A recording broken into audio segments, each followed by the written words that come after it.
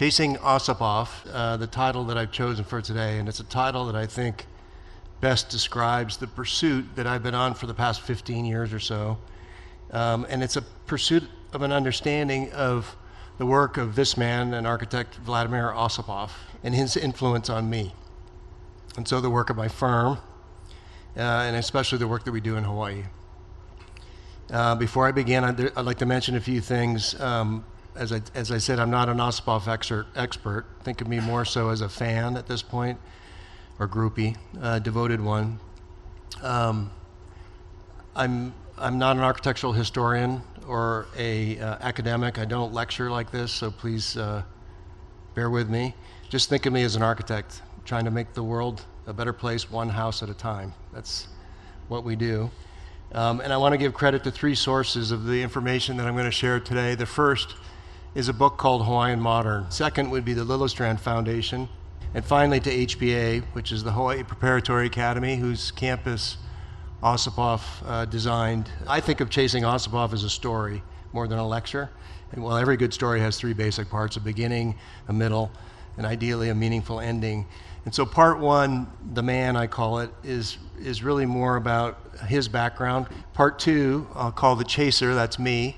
And part three is called Kuleana. So here we go with part one. It's the man, born in 1907 in the Russian city of Vladivostok. His parents were Nikolai and Glafira. Nikolai was a colonel and a military attaché in Russia's Imperial Army, and Glafira was a school teacher.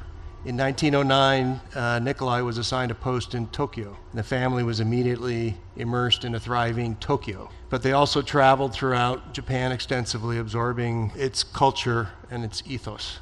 He was a Boy Scout, and through excursions and camping, he developed a powerful respect for nature. And these were his formative years for sure.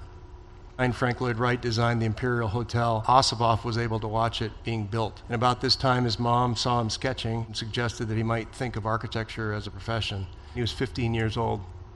September 1st, 1923, the great Kanto earthquake strikes with a magnitude about 8.3 and completely levels Tokyo, so the family's forced to move. They couldn't go back to Russia. The revolution in 1917 had taken on, and the Tsar was removed from power, and so Nikolai, who was a government diplomat, was basically a man without a country. So he decided their next move would be to America, a country that he'd already had his eye on based on the revolution. So somehow or another, they got on a train to Tokyo. They found one that was running, where he put his family on a steamship. And on the way to San Francisco, the ship stops, believe it or not, in Honolulu. It was Ossipoff's first exposure to Hawaii. But they go on and disembark in San Francisco. They didn't stay there long in the city. They moved to Berkeley, where there was a Russian community, and they settled there. And this is where he attended high school, actually, at Berkeley High. 1926, he's accepted into the University of California, Berkeley, and is admitted into the department, or the new department, I should say, of architecture and environmental design. I suppose like every good student, though he was strictly trained in the Beaux-Arts tradition, I'm sure he was also very aware of what was going on in the architecture world around him, likes of Corbu and the international style. Worcester graduated from Berkeley 10 years or so earlier, and he was doing his thing with regional modernism, and of course Schindler and others here in Southern California. And Ossipoff was a sharp guy, everything I read about him anyway, and so he knew what was going on. He does find work right away in San Francisco, but it's short-lived. The Depression had taken hold. Many of his co-workers lost their jobs, and he was unsure really what was going to happen. And about that time, he kept touch with a close friend of his and classmate who was now living in Hawaii. And he wrote Ossipoff suggesting that he come out there because there's work. Realizing he had nothing to lose, and perhaps because he'd already been to Hawaii once, he takes a ship to Honolulu. And he does find work there with a notable architect from Oakland, Charles Dickey. But it didn't last too long. He had read an advertisement in one of the local newspapers about a building company called Theo H. Davis. And it was mostly a building supply company, but they opened a design department, and they were looking for someone to design plans for houses that they would ultimately sell building material for. So Ossipoff took the job as head designer right out of school, pretty much, and began designing houses, most of which look like this. Bungalow-esque in a way, but regionalized into what was called the Kama'aina style. It was a blend of things, like a lot of things in Hawaii are. And it was a vernacular that took the territorial era buildings of the missionaries, combined with plantation era buildings that came along with the sugar industry, and out came buildings that look like this with what is now called the Dickey roof, which was a hybridized roof that kind of brought in some Asian influences, commonly known today as the plantation style. In 1936, he was thriving, he was busy, and so he decided to call Hawaii his home. He sent for his girlfriend. She became his fiancée, and they quickly married in Honolulu. And he opened his own practice. He started by designing homes that were basically in that popular Kama'aina style. And he came across one project in 1937. It was a summer beach house for a mainland family. When it was done, he received a lot of praise, local praise and press for the project. Here's some shots of the house, which to me feel modern. Even though it had the Kama'aina style and form, you'll notice the minimal detail and clean lines and the modern tendencies. And I would speculate here that he was looking at what was going on with Worcester, for example, with the Gregory Farmhouse. And this was kind of his introduction into traditional architecture with a modern twist. He does go on in 1940 and starts non-residential projects like these, very much a part of the international style that was going on. So along comes December 7th, 1941 in the morning, Japan attacks, and virtually all private construction stops. Concerned for safety, he takes his family to the mainland, but he returns. Not as an architect, he works as a civilian engineer for the Navy, helping to rebuild Pearl Harbor and the air bases. And some say this is where he learned to work with concrete, which would become a signature material in many of his future projects. 1945, the wars ended, and he reopens his office. Went right back to work designing houses, small commercial buildings, and Hawaii was growing rapidly. There were plenty of opportunities for larger projects, but he had a small office. So he decides to join forces and associate with a few Berkeley classmates of his, and they form a collaborative partnership to go after some of this larger work. And they were successful. Initially they were doing schools and libraries and other things as Honolulu and Hawaii in general was getting rebuilt, but particularly in Honolulu. And they alternated leading roles. This is an example. In 1946, a tidal wave destroyed the little town of Lapahoehoe on the big island of Hawaii. And the request went out for a new school, and the partnership won the commission. They featured exposed concrete, but interestingly, there was a mistake. It's a funny little story. A mistake made in the conversion from metric to English in the sizing of the aggregate for a new mix that was developed in Europe. And to solve the problem, they actually go down to the coast. There's streams that run into the coast, and they collect rocks, and they embed them in the forms. And I don't know why, but maybe to displace something, but come up with this distinct look. Interestingly, it becomes a signature look in much of Ossipoff's work in the future, and you'll see that in his projects where he would use stone or aggregate taken from the site and introduced into the project, particularly in the concrete. That's where it began.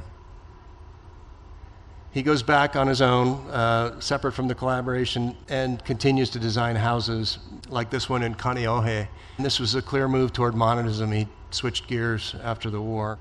1949, back with the associates, he leads the design of a classroom unit at the prominent Punahou School that we all know about, thanks to our 44th president. This is the Mary Persis Winnie classroom. They're lightly framed, elegant, and I'd say playful, based on the school kids. He also leads a project for the University of Hawaii, and this is their administration building. It's a gateway building to the school. It was a south-facing courtyard with an overscaled lanai that fronted the offices that you can't even see behind that sheltered them from the sun. Kind of his first move. He was very much concerned with what the environment did with buildings and those within them. This was a building that established a standard in regional modernism for Hawaii, and I would say is uniquely Hawaiian. In 1950, this is his largest sole commission, and it's called the Hawaii Life Insurance Building. He used expressed vertical aluminum fins for sun control to minimize heat gain and glare, and became the tallest building in Honolulu when it was first built.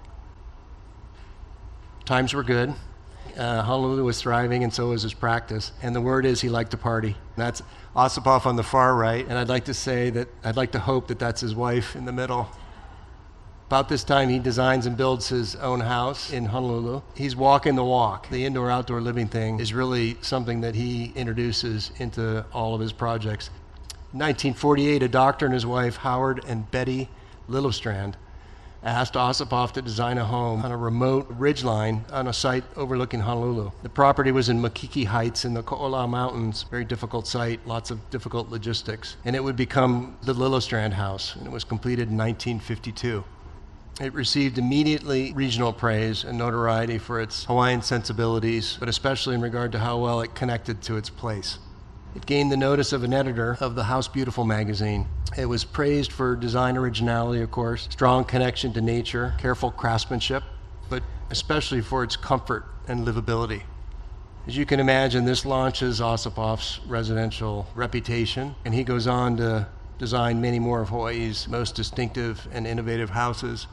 In 1958, he began to design another home, once again for his family. It was very simple in plan, with a very broad, low-slung roof. He concealed the header beams into the roof system somehow, so the full-height glass doors would run right to the ceiling plane and pocket away in the walls, so making the living room effectively a lanai. It blurred the line, really, between indoor and outdoor living. This was kind of the ultimate. This is his home on the Paiko Lagoon, the Ossipoff House, where he lived for 30 years on the windward side of Oahu. It was selected one of the Architectural Record's top 20 houses of the 1960s. 1959, Hawaii becomes a state. Honolulu is thriving, and so is Ossipoff's firm. Lots of business being pushed into Honolulu and Hawaii in general. And IBM commissioned him to do this project. It was the design of a corporate building for them, and he did, but he did it with Hawaiian sensibilities. The graphic pattern in the elegant screen, or the brise soleil, was inspired by the Polynesian motif, and that's the canoe paddle. But he also used the IBM key punch card as a reference point. And the funny story that he was very proud of was that the precast veil was self-cleaning, as he called it. In other words, when it rained, everything would kind of come off, and that it was pigeon-proof. A bird couldn't land on anywhere on there, and truth be told, I think the current owner of the building says it's never been an issue. Now I'm going to step back a little bit because this is a project that took about 10 years to complete. 1959, he began a master plan for a school located on the Big Island of Hawaii. Project site was approximately 60 acres of pasture land just outside the town of Kamoela, or Waimea. This would become the campus of the Hawaii Preparatory Academy. Due to a very tight budget, construction was scheduled in phases. It began, as you can see here, with the athletic fields and the dormitories. The classroom buildings were arranged in rows, following the contours of the site to minimize grading, but also to make it really easy to go from class to class. And they say that dorms are on the high part so that they could use gravity to get the boys up in the morning early and down to breakfast and down to the classrooms. It was an extensive program that included 3 dormitories, dining and commons, classrooms, a library, administration building, gymnasium, athletic fields, and a chapel. He did the whole thing. And the layout was exceptionally simple and practical. All were south-facing so that the lanais and the circulation was in the sun, and the buildings pointed their nose into the wind. Waimea has a very strong wind called the Kamakani wind, which left the broad side of the buildings protected from driving wind and rain. And slight offsets in the classroom buildings created protected courtyards, like the one you see here, where they would raise the flag every morning. One of the last buildings constructed on campus would be the first building that visitors would arrive when they came into campus. It was bunkered into the hillside, made with board-form concrete. It would become both physically and symbolically the most substantial structure on campus. This is the Davies Memorial Chapel that was completed in 1966. The building was purposefully simple and direct. It was very rustic, but it was modern. Ossipoff used indigenous materials for key elements. As an example, like the ohia, which is a culturally significant tree that was used for the chapel's structural posts, including the taller bell tower that you see there and the detail on the right. And a spoiler alert here, I'm going to talk about this building more in a bit. So he would go on to do other chapels and churches, but one in particular, this is the Thurston Memorial Chapel, and he boldly sites this building right on the namesake pond. And he puts this stained glass window wall, I guess you'd call it, that the spring actually flows under and into the chapel. It was a very bold move where he knits together the nature and culture and religion into one building, not to mention the technical challenges with something like that. So that's the Thurston Chapel in Punahou, still there today and definitely worth seeing. By the late 70s, he begins a transitional phase and sells his practice to younger partners, but he continues to consult well into his 80s, and then and that was before his death in 1991. He was a thoughtful regionalist, an inventive modernist, progressive environmentalist, and able to meld all of these traits into a uniquely Hawaiian and modern architecture. He was in the right place at the right time and with the right talent. He took risks, he moved the needle. He was by far the Hawaii's foremost architect of the 20th century. How do you follow? And I'm the chaser. How do I follow that? Anyway, I'll start by saying I'm not Ossipoff, and I never knew him, but I can tell you I admire a lot of what he did. I don't want to be Ossipoff. This isn't a pursuit of envy, but I know that in a way, I'm an architect because of him. Okay, this is about me. I was born in '59 in Connecticut. My father was a doctor. My mother was a nurse, and I was told my father had an itch to move, looking for adventure or change or something. He came across an advertisement in the New England Journal of Medicine about Kalapapa, which was a small leper colony on the island of Molokai, and they were searching for a doctor. So he pulled up roots, moved the family there in 1962, and we lived in a small town up in the pineapple field, and he would get on a horse because there were no roads down there, and he'd ride a horse down each week and come back up on the weekends. And that's him. That's my dad and his horse, Sonny Boy, and that's the 4 boys. I'm in the front. Those are the nuns of Kalapapa that would hike up and take care of us. In 1966, we moved to the Big Island of Hawaii, where he became the town doctor in a small ranch town called Waimea. We're now 6 boys and a girl, pretty good place to grow up, and a good place to go to school.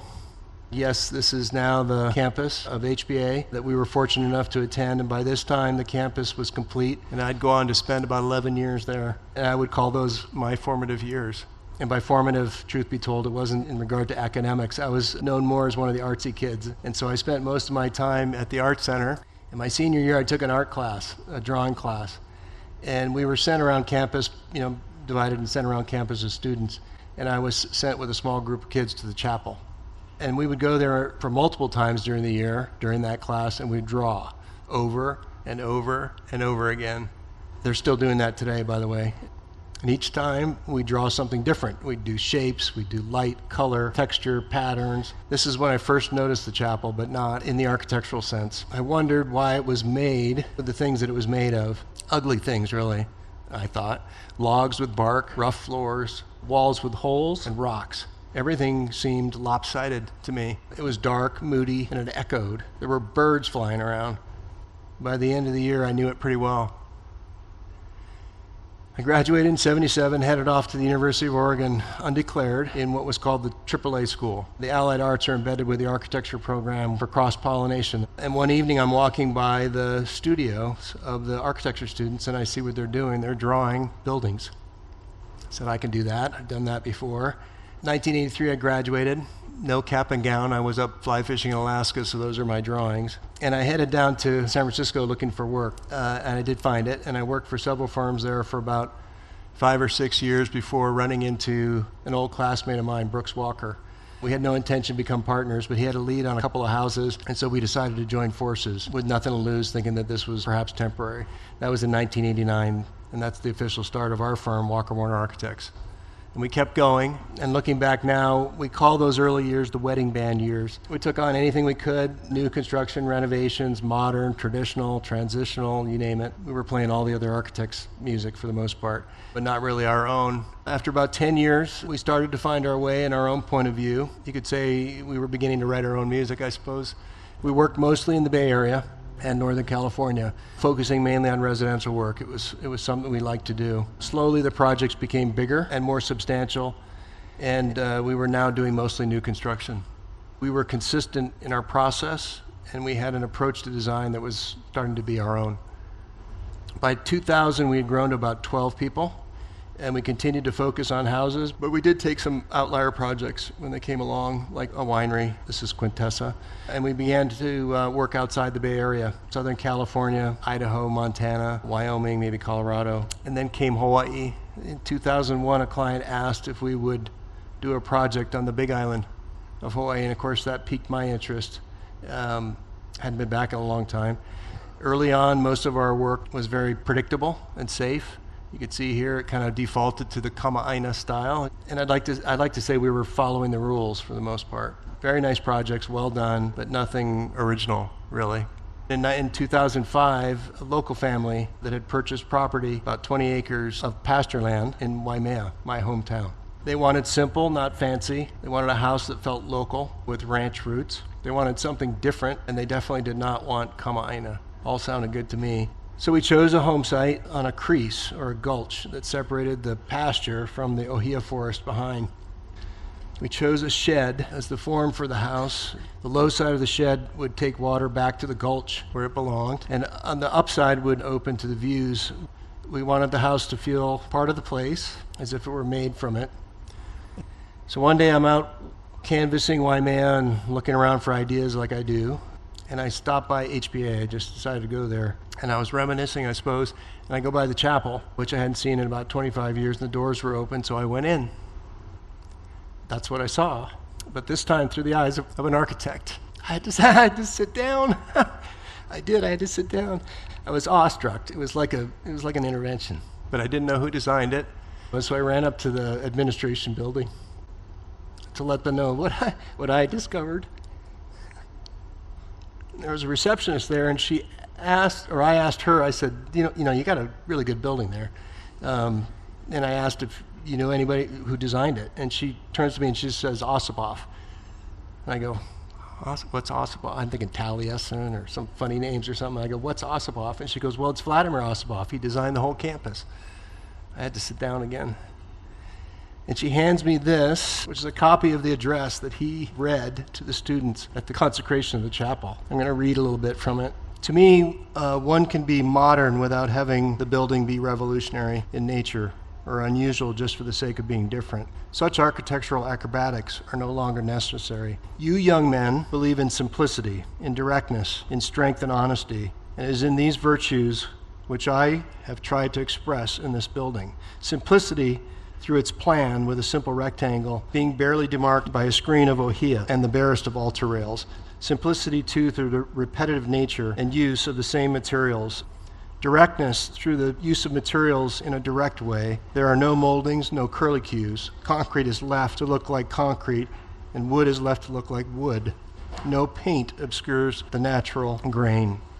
Strength and honesty, again through the use of unplastered concrete with some rock showing, clearly indicating that there is mass in the wall and it doesn't appear paper thin. Ohia tree trunks used as supporting columns being left alone as they grew in the forest, the bark on, look and feel strong.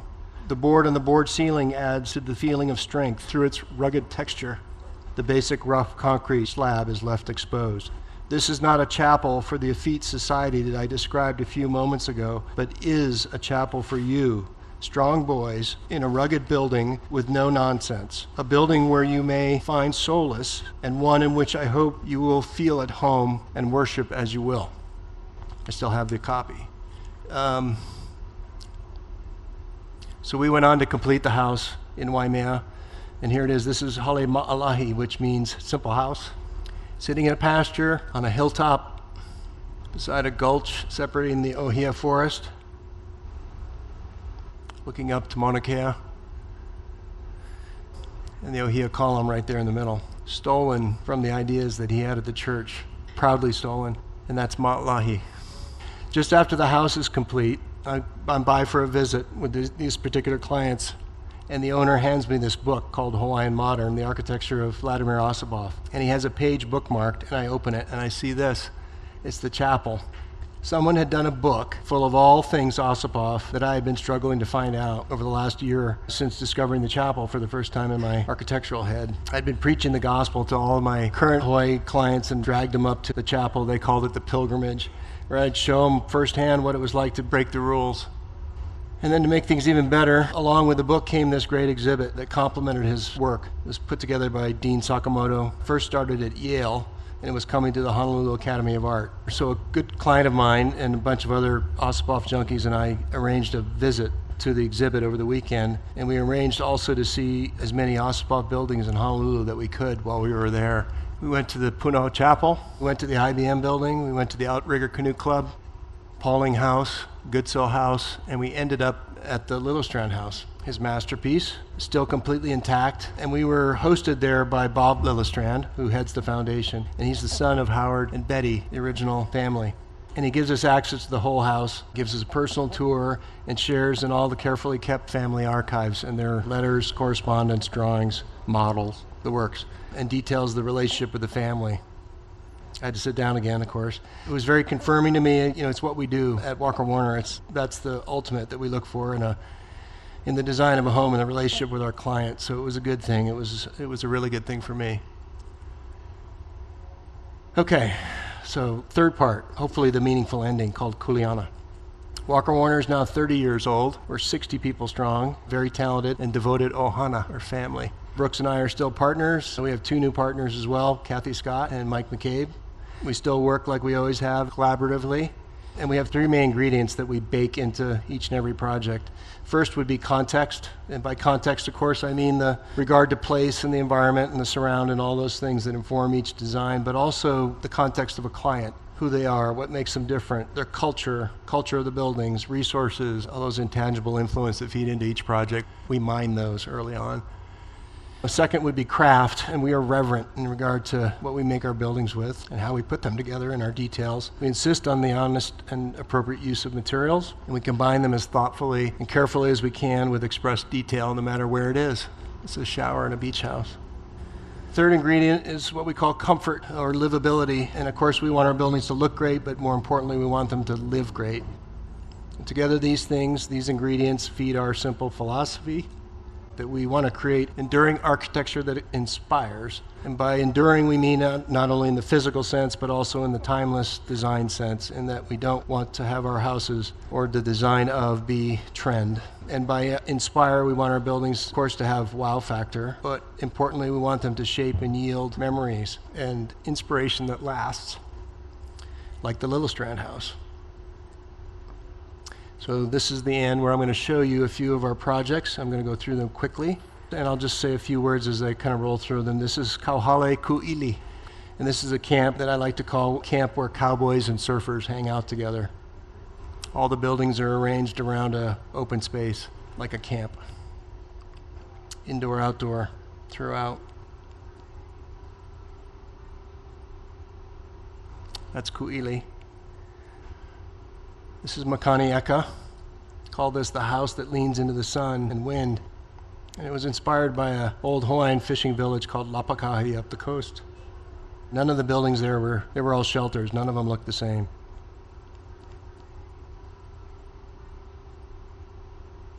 That's Makanieka. This is Nukumoi. It's a modern but old beach house in Kauai, trying to look humble, but it's a big fancy house. All the water from the roof, instead of coming down a gutter or a downspout, we used a curtain for the rain, kind of a veil made private but also protected from the sun. Pulled back the skin where we needed to. It kept it where we wanted it to protect from the wind, but enhancing views. Very modern building based on the client's interest. Sits right on a public beach. That's the art. This is Halekua, very panoramic. We actually moved 2 buildings apart so that this building had the wide angle that it does over Kua Bay, but it's not always about the ocean. This is the building we pushed back into the lava flow. Put lava and grasses back on the roof so that it would kind of hide. A little grotto-like space, pushed it into the ground. It informed the interior, to say the least. The bathroom's kind of hidden in the light coming from above. Simple colors that again came from the basalt below the lava. That's Kua Bay. These are some brand new ones. This is called Ma'upili, house in the grass. The buildings kind of play defense against views to other buildings and other things in the neighborhood, believe it or not, but just sits in the grass. There it is, just finished. It's unfurnished. Material kind of made to fade. That's the end of that one, and then the last is McKenna, and this is a house that's all about changing light. Watching it travel throughout the day, inside and out, and how we control that. In the afternoon from inside out. Okay, nearing the end, I'm going to tell you a quick story. Dick Sampson, my Latin teacher, was a teacher at HPA for 60 years. He watched the chapel being built. Told me a funny story. He said Ossipoff was there when they were stripping the forms off the wall, and he had a fishing pole. He would point to the wall where those rocks were because he knew exactly where they were, and they were hidden by newspaper when they poured the concrete. And he'd touch, and he'd say, okay, sledgehammer over there, and they'd knock all the stones out of the wall. And when the Japanese contractor and the Japanese carpenters were troweling the floor of the concrete, he stopped them. They had it perfectly smooth. And he said, no, grab your rake and pull that rake across the concrete. I want it to be rough. And of course, they looked at him and they spoke in fluent Japanese, and they said, you're crazy architect or something like that. And he turned around and he spoke perfect Japanese right back to them and said, start raking. And that's what they did. That was pretty cool. All right, so kuleana. Here's what it means. In the Hawaiian culture, there's a unique value, and it's one's care and responsibility for a certain thing, and with the right care, what that thing will return to you. Your kuleana can be for a person, a place, a thing, or an action like work, or all of those things. And one of my kuleana, of course, now is architecture, because it's my profession, but also because of the impression that it can, well, like a kid that's drawing in a building, or reading a book, or any of those things that it's important. And I am willing to bet that it was one of his kuleana too. Thank you.